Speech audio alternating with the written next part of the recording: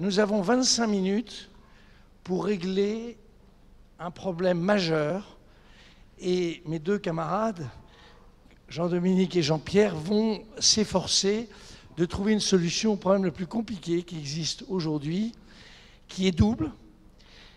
Un, qu'est-ce que c'est qu'un capitalisme responsable? Tout le monde dit, au fond, le capitalisme va changer, comment le transformer, comment le rendre plus humain, etc. Enfin, l'ESG, tout ce qu'on peut imaginer. D'abord, ils vont définir et résoudre ce problème-là. Facile pour eux, ça c'est la partie la plus facile, c'est les premières minutes. Et après, ils vont expliquer pourquoi, en fait, l'Europe, que quand on n'a pas grand-chose à dire sur l'Europe, on dit l'Europe, c'est l'Europe des valeurs, c'est l'Europe, enfin, on a tout un baratin sur le sujet.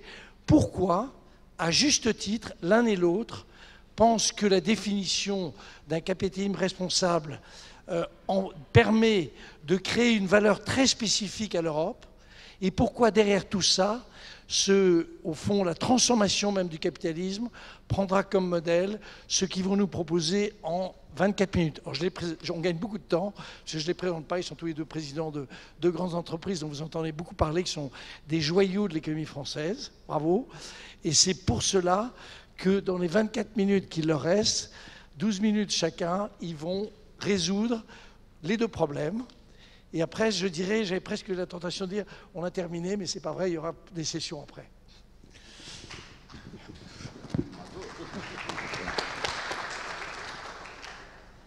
Tu veux que je commence? Ah oui, j'ai oublié de dire que tout ça part d'un rapport de l'Institut Montaigne que Jean-Dominique a écrit avec Yves Perrier d'Amundi, qui est un document dont vous avez un résumé dans vos petits papiers, là, qu'on vous a donné à tous, et qui est absolument top. Et en fait, il y a 90% du problème qui est résolu déjà dans le rapport. Donc il ne reste plus que 10% à résoudre. Par conséquent, il n'y a plus grand-chose à dire. Mais bon, merci de ton accueil. Et je suis ravi de vous retrouver ici. J'étais là il y a 2 ans sur cette estrade, à commencer à parler du capitalisme responsable. J'avoue que 2 ans après, le thème reste, de mon point de vue, incroyablement d'actualité et surtout un élément fondamental, de mon point de vue, mais Yves Perrier le partageait aussi, de la refondation de l'Union européenne.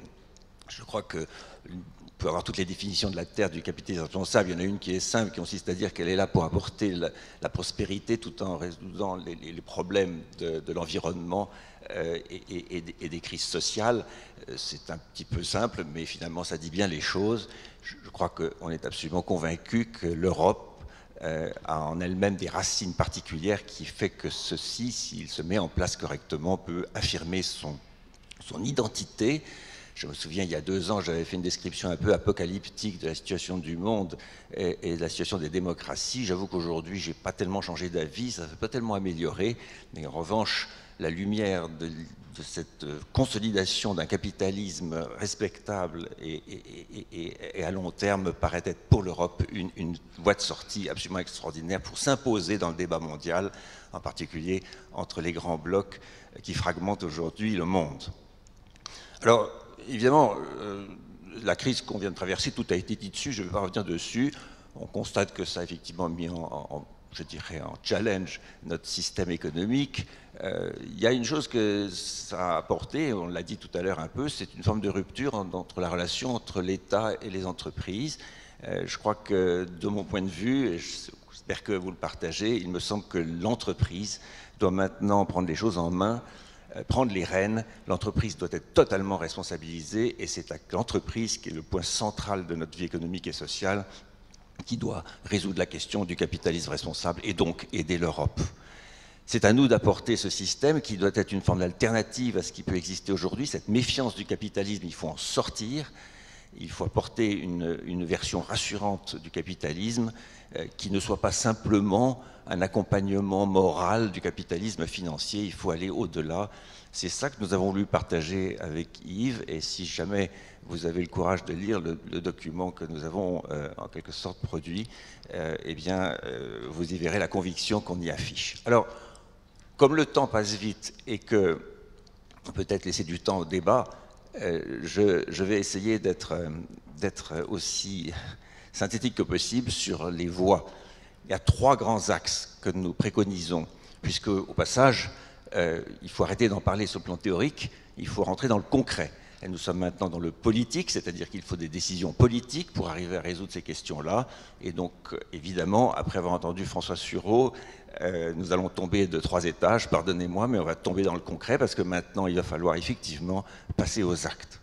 Alors, la première voie, c'est d'abord de mobiliser l'épargne des Européens vers des investissements à long terme responsables. Facile à dire, pas si facile à faire. La bonne nouvelle, c'est que l'épargne, il y en a partout, ça c'est sûr, et qu'il y a un deuxième phénomène un peu particulier qui est le vieillissement de la population européenne, qui fait que nous devons absolument anticiper la question de la gestion des retraites pour compenser éventuellement les défaillances des systèmes nationaux. Il faut donc absolument mobiliser cette épargne. Première je dirais, décision, créer enfin un véritable marché des capitaux européens. Il est trop fragmenté aujourd'hui, tout le monde connaît ça, c'est pas à vous que je vais apprendre les choses. Mais si nous continuons à maintenir cette fragmentation, nous n'arriverons pas à être compétitifs par rapport à des grands marchés économiques comme les États-Unis, où les marchés financiers, les marchés des capitaux sont extraordinairement développés. Juste une chose, je vous rappelle, en Europe, nous dépendons essentiellement du financement bancaire, pratiquement 77%, je dirais, des investissements et des entreprises dépendent du financement bancaire. Le reste du marché financier, aux États-Unis, c'est l'inverse. Il faut tout de même y réfléchir. Mais pour faire cela, il y a un certain nombre de règles à mettre en œuvre. Évidemment, la question de l'harmonisation fiscale.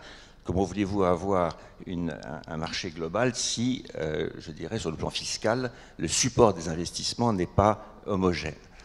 Il y a des choses aussi détaillées et précises et aussi essentielles que le droit des faillites.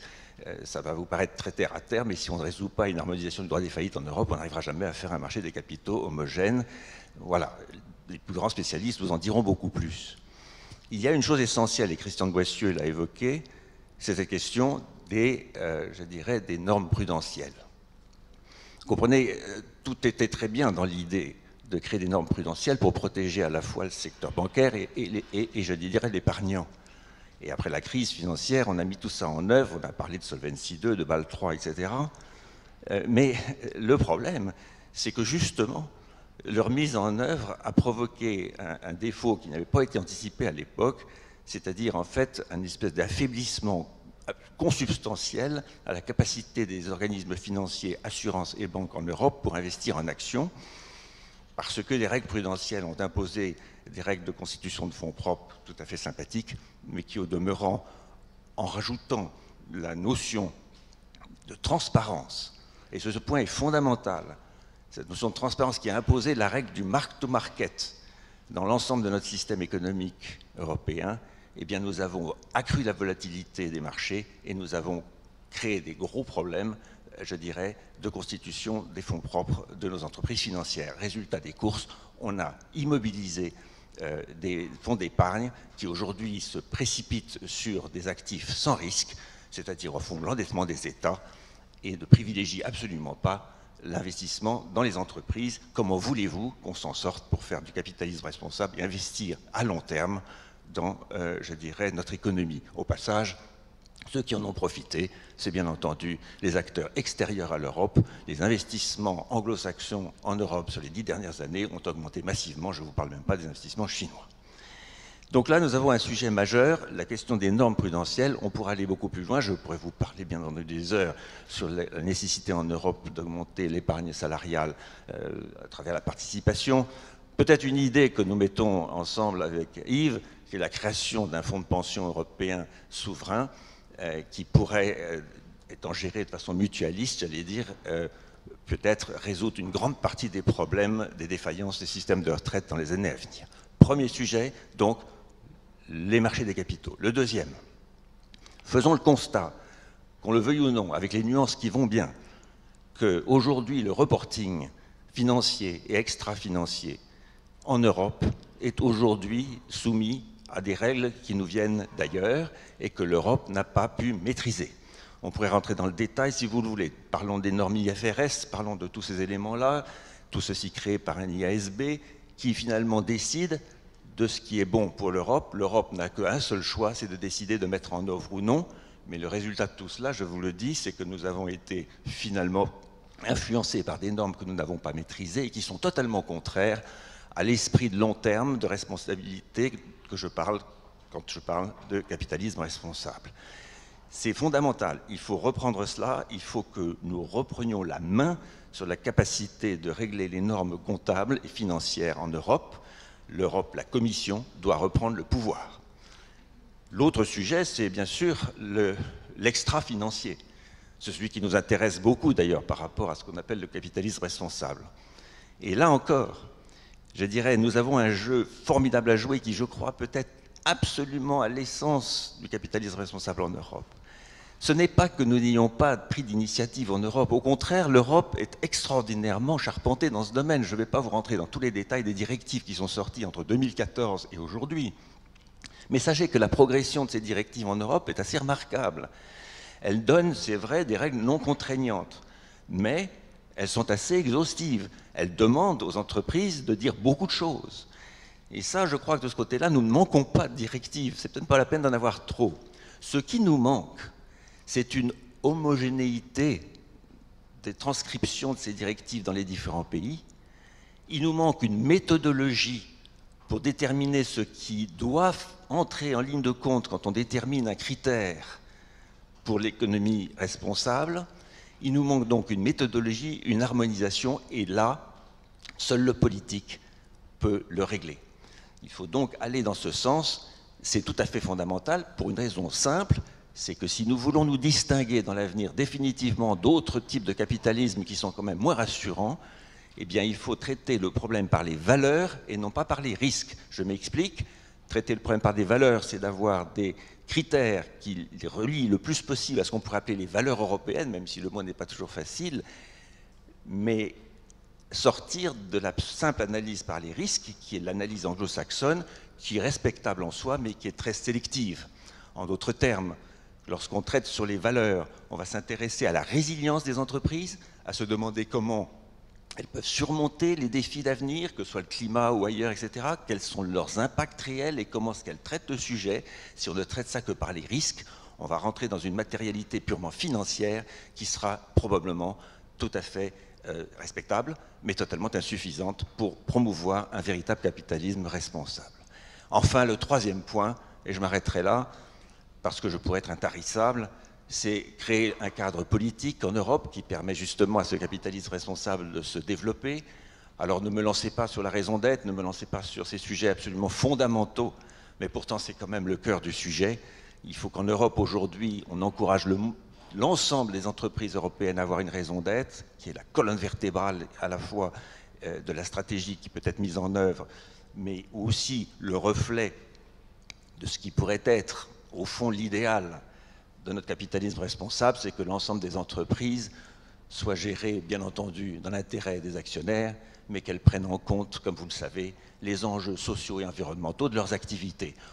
Dieu sait ce qu'on a entendu il y a 2 ans, lorsqu'après le rapport que j'ai eu l'honneur d'écrire avec Nicole Notat, nous avons suggéré de modifier un article du Code civil français, le 1833. Je viens de le lire en quelque sorte devant vous. Si seulement la France pouvait, de ce point de vue-là, servir de phare en Europe, eh bien, mon Dieu, c'est le meilleur souhait que je pourrais avoir. Voilà, j'en ai fini à ce stade. Je serais ravi de répondre à toutes vos questions, mais lisez le bouquin, ça en vaut la peine. Merci beaucoup.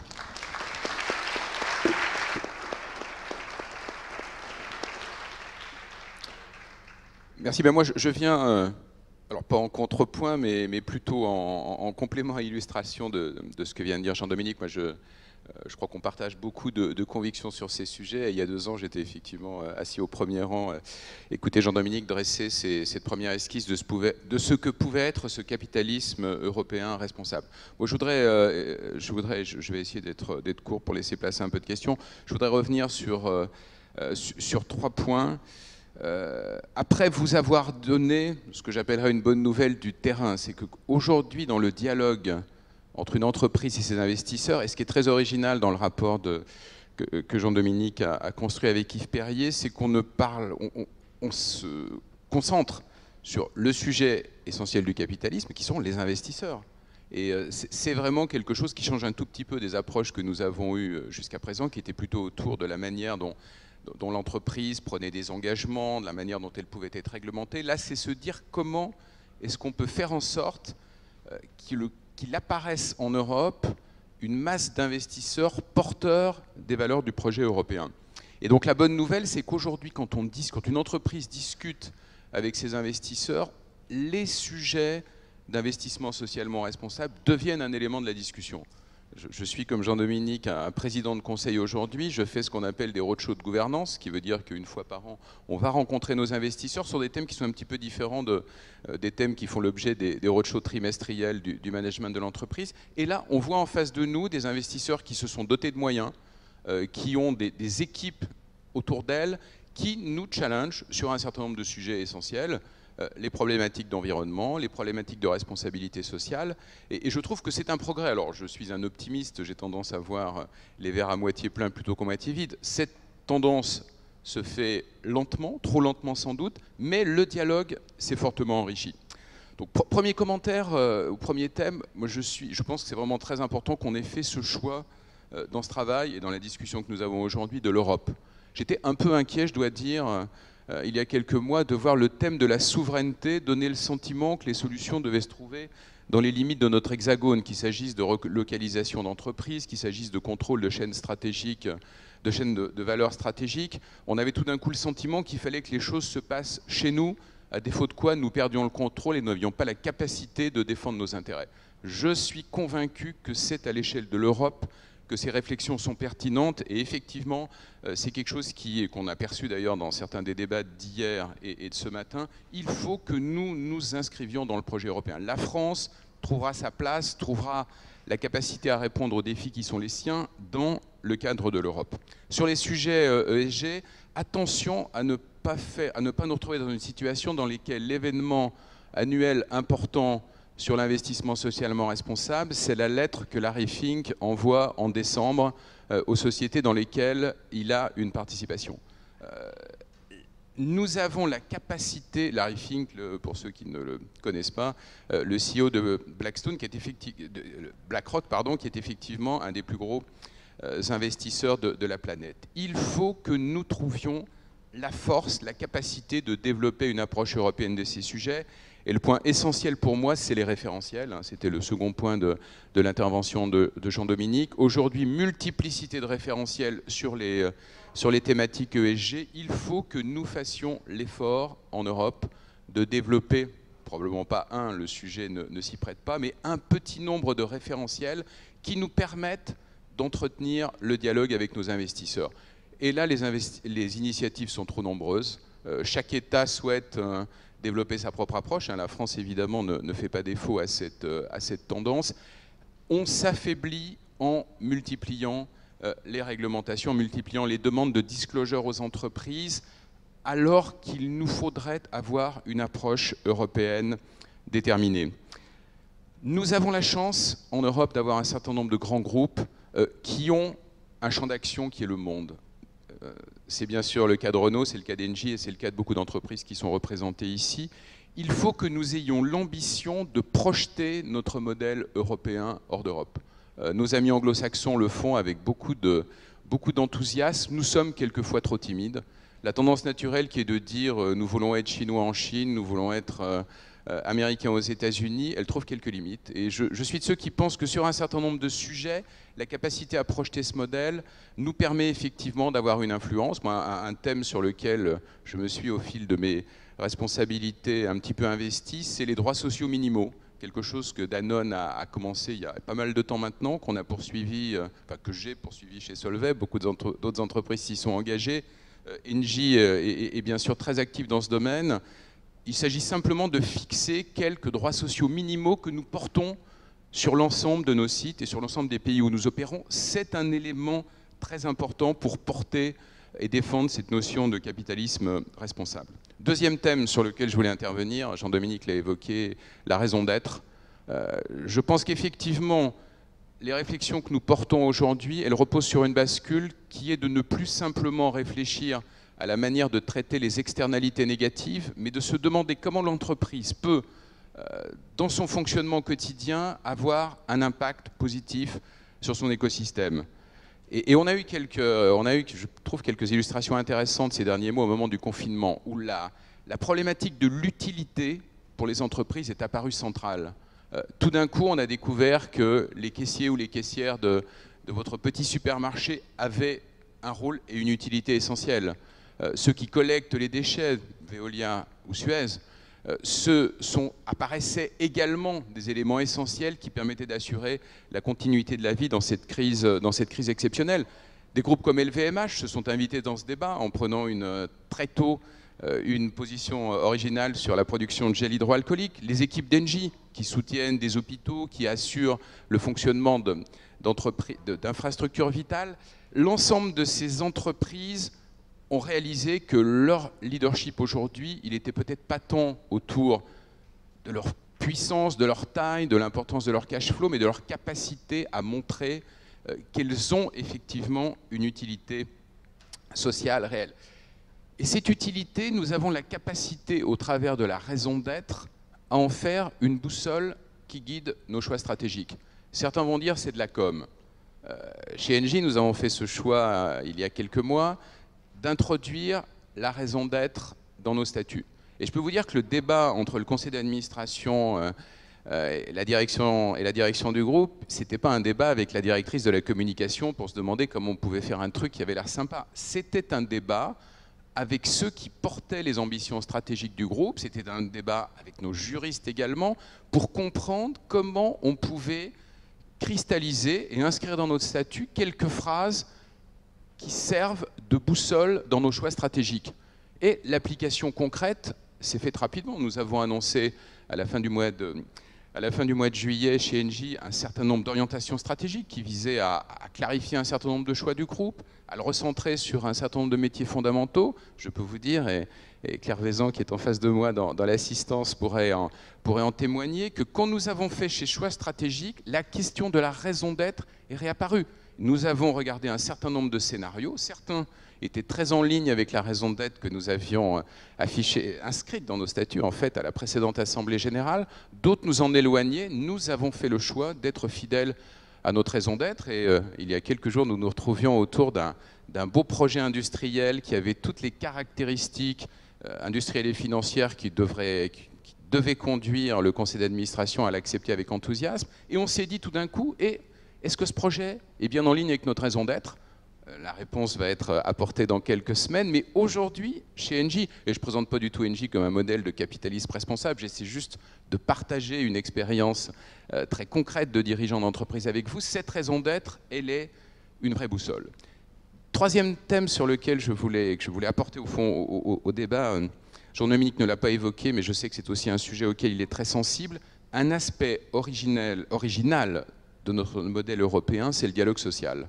Je pense que ce dialogue social, il se développe de manière extrêmement différente dans les différents pays qui constituent l'Union. Pour autant, nous avons un certain nombre d'éléments communs quant à la manière dont nous devons interagir, discuter, échanger avec les représentants du personnel qui effectivement constituent une originalité et qu'on ne retrouve pas dans les autres régions du monde. Cette diversité au sein de l'Europe, elle est créatrice de richesse. Tous ceux qui ont eu l'occasion de participer ou de présider des comités européens savent que mettre côte à côte un syndicaliste de la CGT et un représentant de la Fédération de la métallurgie allemande, et puis on peut le compléter par des collègues italiens, espagnols et de tout un tas d'autres pays de l'Union, ceci crée un dialogue riche. Et je suis convaincu que ce dialogue, il est source de compétitivité. Pourquoi ? Parce que nous sommes tous confrontés à la nécessité de mener rapidement des changements de toute nature pour nous adapter à un environnement qui évolue. La ligne hiérarchique et bien sûr la ligne de management et bien sûr la ligne principale qui permet de mettre en œuvre ces changements, mais elle est infiniment plus efficace quand elle est complétée par une ligne dans laquelle on retrouve les représentants du personnel, qui permet de contribuer à ce débat, qui permet d'expliquer, qui permet d'ailleurs, dans un certain nombre de cas, de prendre de meilleures décisions. Nous avons en Europe, et en particulier en France, beaucoup d'outils qui permettent de supporter ce dialogue. des outils réglementaires bien sûr, mais aussi des outils comme l'intéressement, l'actionnariat salarié.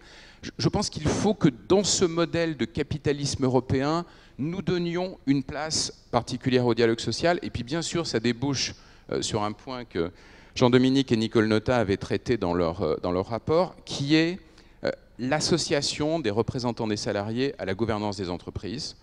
C'est un fait aujourd'hui. Nous avons vu rentrer dans les conseils d'administration des grands groupes français des représentants des salariés. C'est une expérience qui est jugée très largement, j'allais presque dire unanimement, mais je n'ai pas évoqué le point avec tous les dirigeants de tous les grands groupes français. C'est une expérience qui est positive. C'est une expérience qui est positive parce qu'elles amènent dans les conseils d'administration d'abord des personnes qui ont une compréhension du terrain, et ce n'est pas inutile, du terrain de l'entreprise, et puis des dialogues qui, sur un certain nombre de sujets, sont fructueux, qui conduisent à de meilleures décisions, et j'en suis convaincu, à une mise en œuvre plus efficace de ces décisions.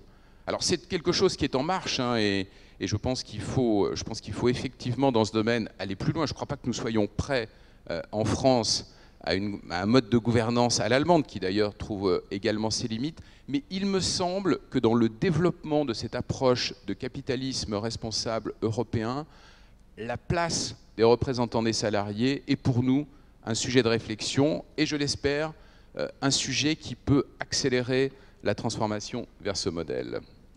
Bien. Encore 10 secondes parce que vous allez réapplaudir. Mission remplie sur les deux sujets, c'est-à-dire à la fois la définition de ce qui est le capitalisme responsable et le fait que ce soit au fond une donnée européenne, une valeur européenne, vous l'avez dit, il faut le transmettre. Première chose, ils ont 100%, mission remplie. Deuxième aspect, ton rapport, Jean-Dominique, avec Nicole Notat, avait donné lieu à des résultats. Ce que vous venez de dire tous les deux, j'espère, je pense, peut se traduire dans les faits. Et je voudrais juste, j'ai un petit frisson là, je pense qu'à 11h du matin, ce dimanche 13 septembre, pardon, nous avons un immense message d'espoir donné par ces deux dirigeants. C'est une manière de concevoir et l'Europe et la manière dont on peut imaginer la société de demain.